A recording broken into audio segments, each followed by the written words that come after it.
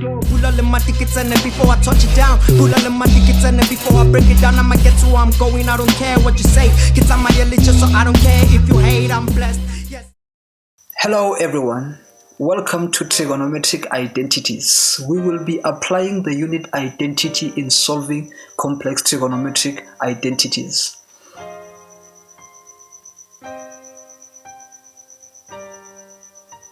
Let's say we were given that to prove this identity here. When we look at this identity, the left hand side can be simplified further, whereas the right hand side cannot be simplified any further because it's already simplified.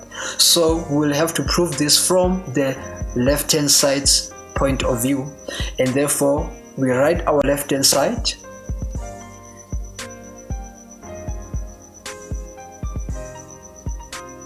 And then from there we have to come up with our LCD. The LCD comes from just multiplying our denominators, and then we write our LCD as a denominator, and then we need to fill in for the numerators. For the first term, what we're going to do is we are going to have a fraction where we have our LCD as the numerator and the denominator of the first term as our denominator, and then the 1 minus sin theta will cancel out and we'll be left with cos theta, and then that cos theta we multiply it by the cos theta from the numerator of the first term, and then we multiply the two. Cos theta multiplied by cos theta will give us cos squared theta, and then we fill it as our first term of our numerator.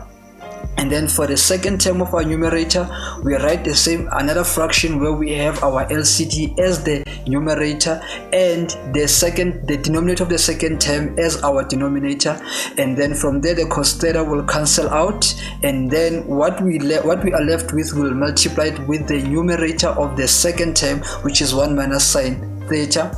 And then when we multiply these two terms which are left, and then we just, since they are in a form of brackets, let's write them as brackets as our second term of the numerator. And then from there we simplify that second term by using FOIL method, and then we'll get 1 minus sin theta plus sin squared theta. And then from there the minus sin thetas, we are going to add them and keep the sign, which will give us negative 2 sin theta. And then we just drop the 1 and the sin squared theta, and we dropped our LCD, which is our denominator. From there we are going to use our unit identity, since we see cos and sin, and when we add them they give us 1. And then for them we'll just write the 1 which is in the yellow color, and then from there we just drop our denominator, and then we also drop the 1 minus 2 sin theta. And then from there we add the 2 ones, they give us 2. And then from there we can see that we have 2 as a common factor. We factor it out, and then we have on our numerator and denominator the 1 minus sin squared, the 1 minus sin theta, which will cancel out, and then we'll be left with 2 over sin theta, which is equal to the right hand side. And therefore now we have the left hand side being equal to the right hand side.